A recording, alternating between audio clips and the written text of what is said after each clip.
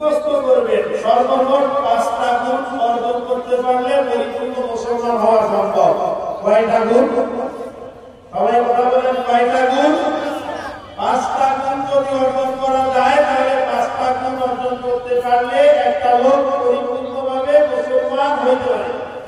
ইমানদার হওয়ার পরে কয়টা গুণ অর্জন করতে হবে? বাবাজি 5টা গুণ অর্জন করতে হবে। আলহামদুলিল্লাহ, এরকম কথা বললে আমি বারবার। ইমানদার হওয়ার পরে 5টা গুণ অর্জন করতে হবে। এই 5টা গুণের প্রত্যেকটা অনেক বিশদ এবং বিস্তর আলোচনা, লম্বা আলোচনা প্রত্যেকটা।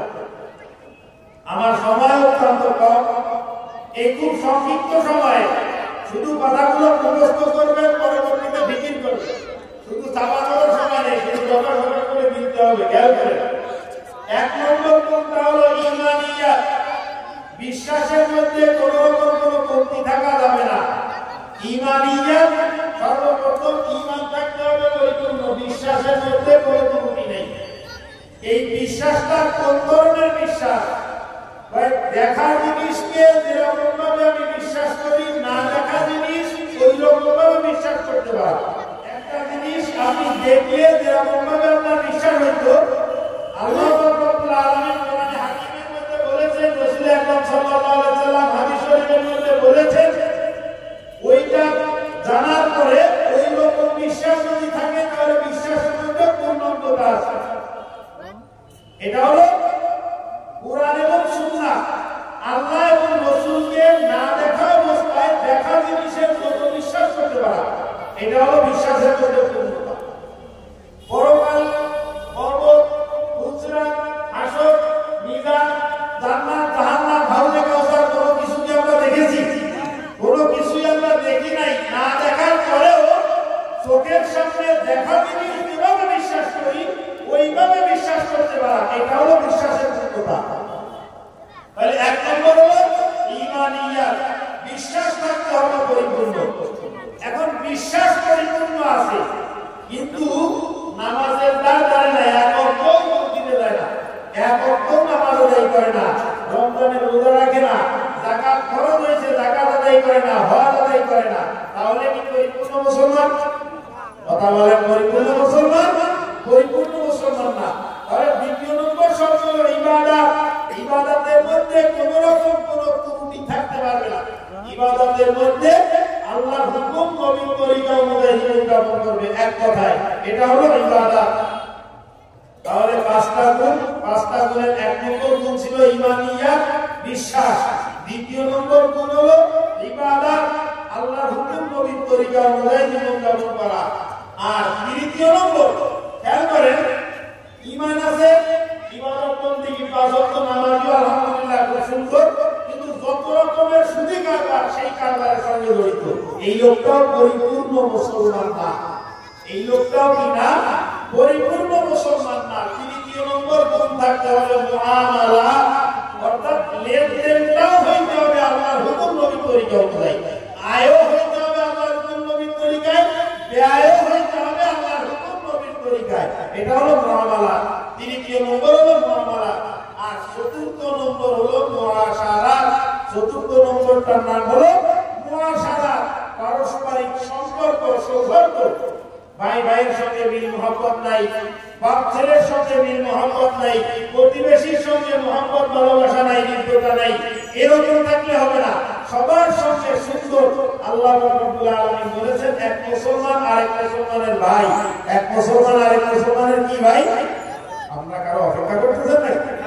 আমার দিকে লক্ষ্য করেন, এক মুসলমান আরেক মুসলমানের কি ভাই? আমার চরিত্র এমন যে আমার যন্ত্রণায় আরেকজন অস্থির, তাহলে আমি পরিপূর্ণ মুসলমান না। 4র্থ নম্বর গুণটা ছিল হলো মুআশারাত, অর্থাৎ পারস্পরিক সম্পর্ক, সৌহার্দ্য, সৌজন্য। আর 5 নম্বর, 5ম নম্বর হলো আখলাকিয়াত, অর্থাৎ আত্মশুদ্ধি। কি শুদ্ধি? সবাই বলেন কি শুদ্ধি? আত্মশুদ্ধি। আত্মশুদ্ধি কাকে বলা হয়? আত্মার পরিশুদ্ধতা। আত্মার কি শুদ্ধতা? পরিশুদ্ধতা। অর্থাৎ আমরা যখন আমাদের বাহিরের যে যেটা মনে করেন মাথা থেকে পাও পর্যন্ত আল্লাহর হুকুম নবীর তরিকা অনুযায়ী সাজানো আছে, কিন্তু ভিতরটা ময়লা, ভিতরটা একদম ময়লা, আবর্জনা যুক্ত। এরকম যদি হয় ওই লোকটা পরিপূর্ণভাবে মুসলমান থাকবে না। এখন ভিতরের যে আবর্জনা, ভিতরের যে ময়লা, ভিতরের যে মানে আবর্জনা, যে রোগ যেগুলো আছে, এই রোগগুলো হলো কি রোগ? একটা রোগ হলো নিজেকে বড় মনে করা, অহংকার। দ্বিতীয় নম্বর হলো হারামের প্রতি আসক্তি, অর্থাৎ গুনাহ করার প্রতি স্পৃহা, গুনাহ করার মানসিকতা থাকা, মিথ্যা কথা বলা ইত্যাদি ইত্যাদি যত রকমের সমস্যা থাকে ভিতরে। ওর মনের মধ্যে একদম কিছু মানুষ আছে এরকম, এরা যখন কথা বলে স্বাভাবিকভাবে ভালো কথা বলতেছে, ওর মধ্যে দুই একটা অশ্লীল বাক্য ব্যবহার করে। সমাজে এরকম কিছু মানুষ আছে কি আছে না? এটা হলো মনের সমস্যা। ও এটারে কোনো সমস্যাই মনে করে না, এটা কথার একটা স্টাইল মনে হয় যে কথার মধ্যে দুই একটা দুর্গন্ধযুক্ত বাক্য ঢুকে দেওয়া, এটা হলো কথার একটা স্টাইল, একটা অ্যাকশন, একটা ভাব।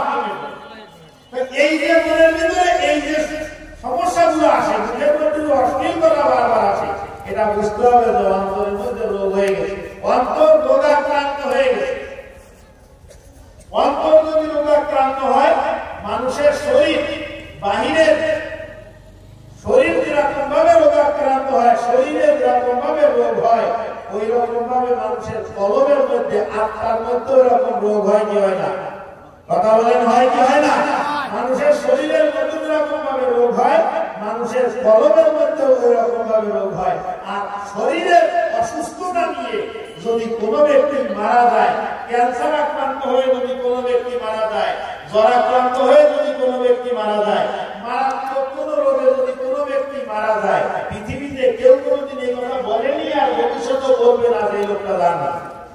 কথা বলেন, যদি ক্যান্সারে মারা যায় লোকটা জাহান্নামে যাবে, এমন কথা কেউ কোনোদিন বলেছে? কোনোদিন বলে নাই।